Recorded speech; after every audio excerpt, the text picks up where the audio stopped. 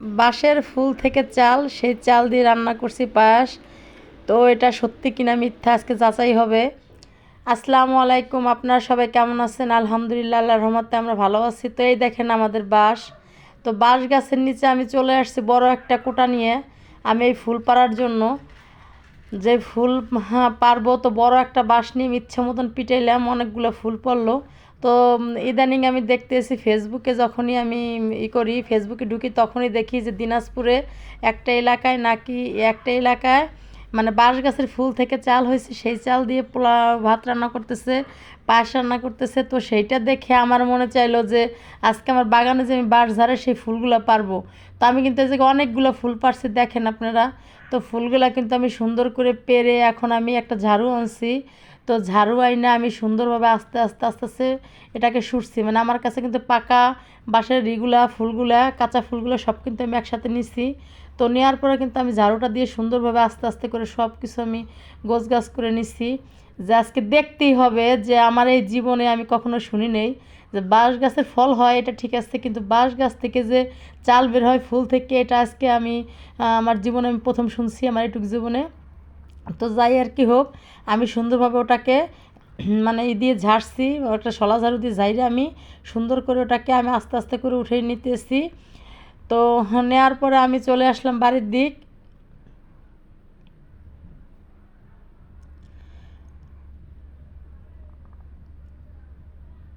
তো উপরের যে ইগুলা, মানে উপরের যে পাতাগুলা, বাঁশ পাতাগুলা, ওগুলা কিন্তু আমি দেখেন হাত দিয়ে আমি এখন পরিষ্কার করে নেব।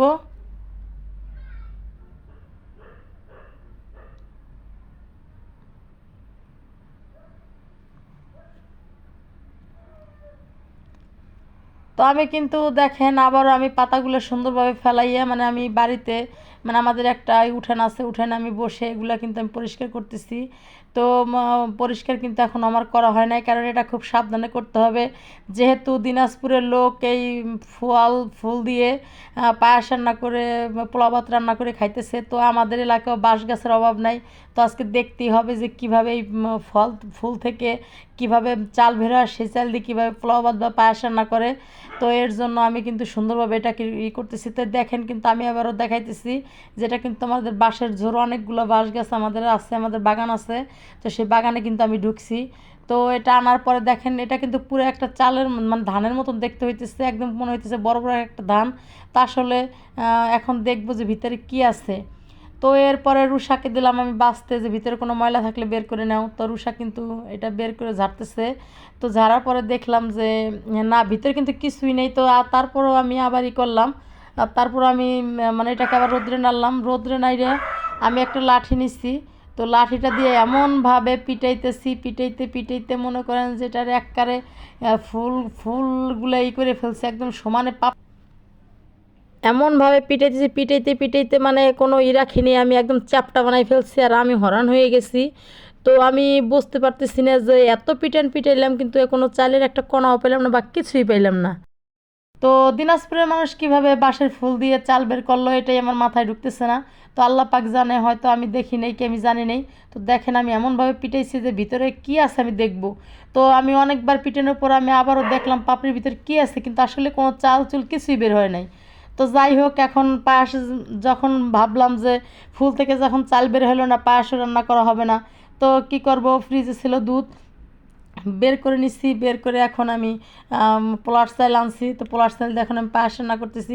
কারণ রুষাকে যখন বলছি যে এই ফুল দিয়ে, ফুল শুকাইয়া নাকি বাইরে এলে ভিতরে চাল বের হয়, সেই চাল দিয়ে তোমার পায়েস রান্না করে দেবো। এখন তো চাল বের হয় নাই। তারপরে এখন রুষাকে আমি কি বলবো, তো তাড়াতাড়ি আমি কি করলাম, কিছু পোলার চাল এনে আমি ভিজিয়ে রাখছিলাম, তো আইনে আমি এই দুধ দিয়ে এখন রুষাকে পায়েস রান্না করে দেবো। তো দেখেন আমি কিন্তু এই পায়েস রান্না করতেছি, এক ফোঁটা পানি দিয়ে নেই। তো আমি দুধের ভিতরে কিন্তু চালটা ছেড়ে দিতেছি।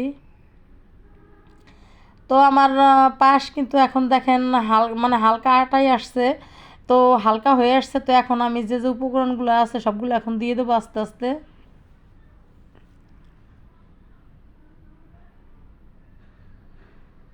তো এখন কিন্তু দেখেন আমি দারচিনি, এলাচ, তেজপাতা দিয়ে দিলাম।